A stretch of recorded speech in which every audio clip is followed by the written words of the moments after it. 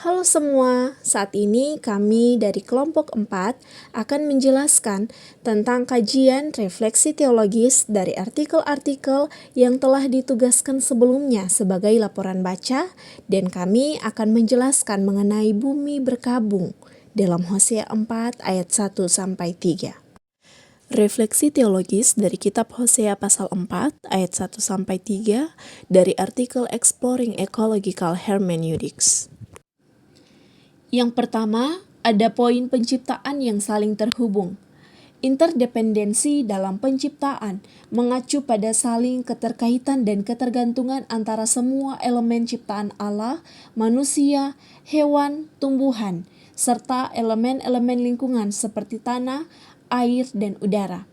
Hubungan ini tidak hanya bersifat fisik atau ekologis, tetapi juga spiritual, karena semuanya diciptakan oleh Allah untuk hidup dalam harmoni. Dalam perspektif ekologi hermeneutik, alam dipandang sebagai ciptaan Tuhan yang sakral dan harus dihargai serta dirawat. Alam bukan hanya objek di sekitar kita, melainkan manifestasi kuasa Tuhan yang memerlukan penghormatan. Spiritualitas mengajarkan kita untuk menjaga alam melalui tindakan yang nyata, bukan hanya melalui ibadah.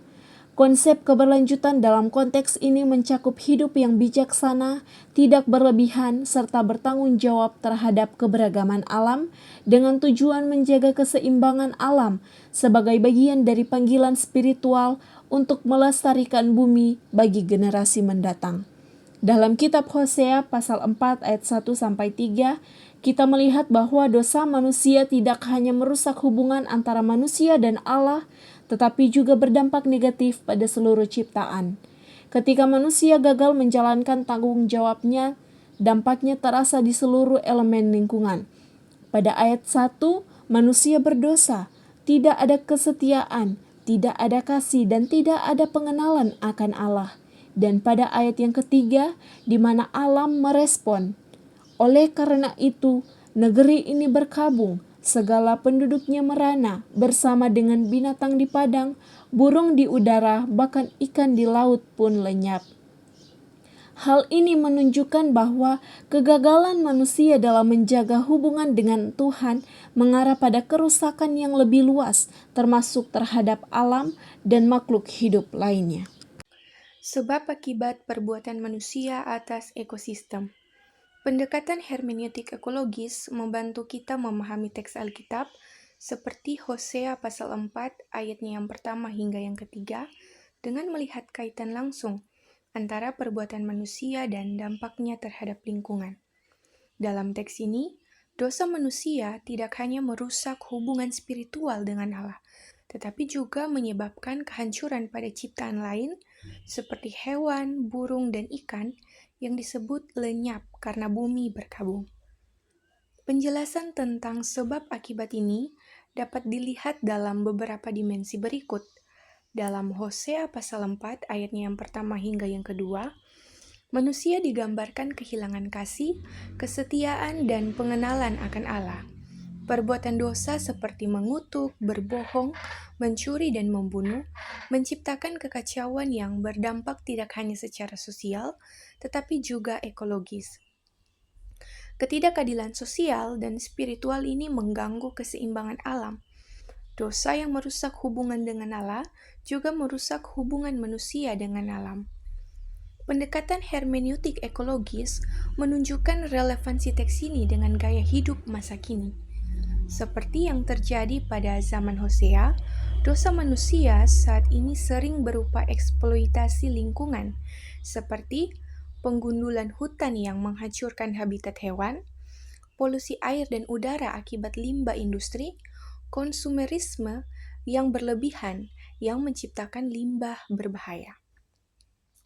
Nah, tindakan-tindakan ini menjadi penyebab utama kerusakan lingkungan yang dirasakan oleh bumi dan makhluk hidup. Hosea pasal 4 ayatnya yang ketiga menunjukkan bahwa dosa manusia berdampak besar pada alam. Kerusakan ekosistem ini tercermin dalam beberapa elemen teks. Bumi berkabung.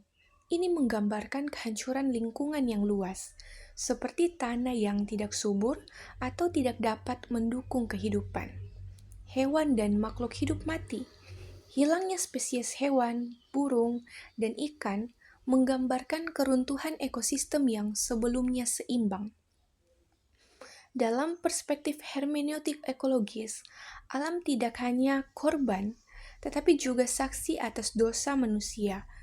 Ketika manusia gagal menjalankan tanggung jawab sebagai penjaga bumi, alam merespon dengan kerusakan seperti kekeringan, banjir, dan bencana alam lainnya sebagai tanda-tanda kehancuran yang disebabkan oleh ketidakadilan ekologis. Polusi dan perubahan iklim sebagai contoh modern bagaimana dosa manusia merusak lingkungan. Poin selanjutnya, pertobatan yang menghasilkan pemulihan. Dalam pendekatan hermeneutik ekologis, Hosea 4 ayat 1-3 mengajarkan bahwa pertobatan bukan hanya soal pengakuan dosa secara spiritual, tetapi juga pemulihan hubungan manusia dengan alam. Dosa umat Israel yang melibatkan ketidaksetiaan dan kekerasan berdampak langsung pada kerusakan ekosistem, yang digambarkan dengan bumi berkabung. Pertobatan yang sejati dalam konteks ini berarti mengakui bahwa eksploitasi dan perusakan alam adalah bagian dari dosa yang perlu diperbaiki. Pemulihan ekologis terjadi ketika manusia bertanggung jawab atas kerusakan yang telah mereka sebabkan, seperti mengurangi polusi dan menjaga kelestarian alam.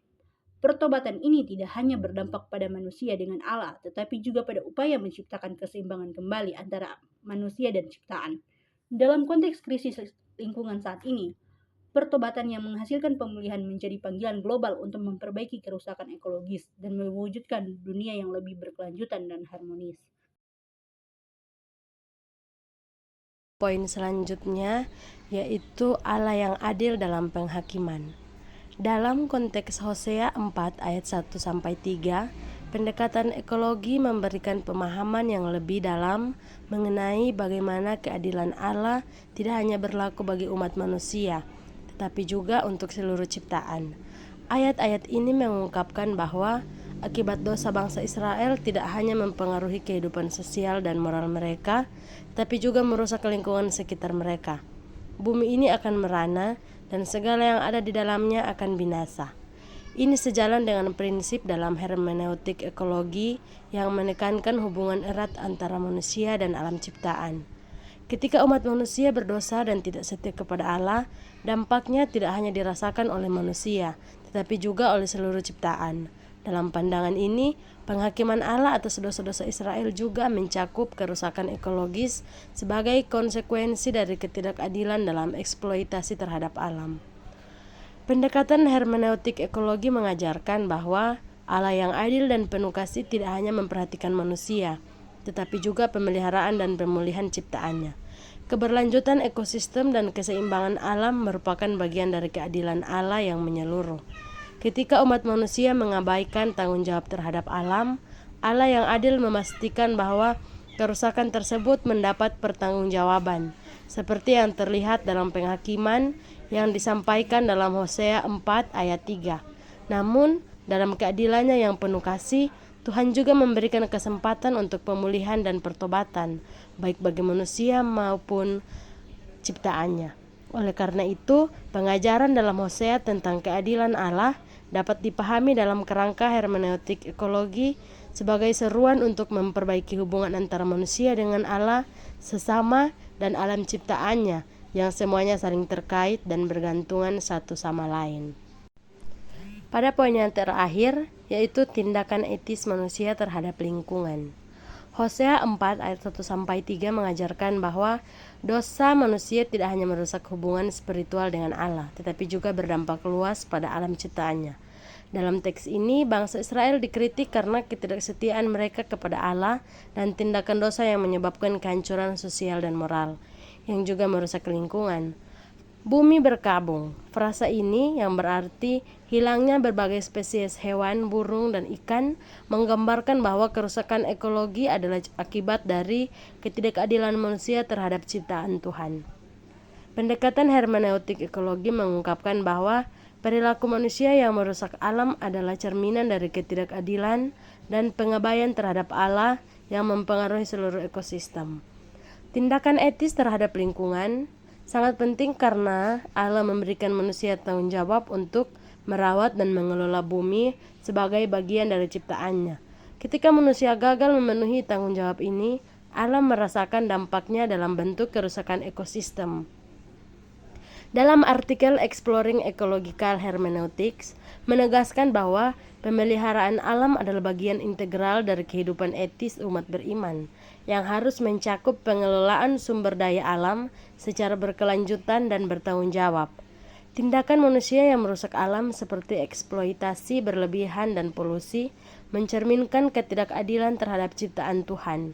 Oleh karena itu, tindakan etis terhadap lingkungan bukan hanya masalah sosial dan moral, tetapi juga teologis, karena mencerminkan ketaatan kepada perintah Tuhan untuk menjaga bumi dan segala isinya. Demikian dari kami kelompok, terima kasih.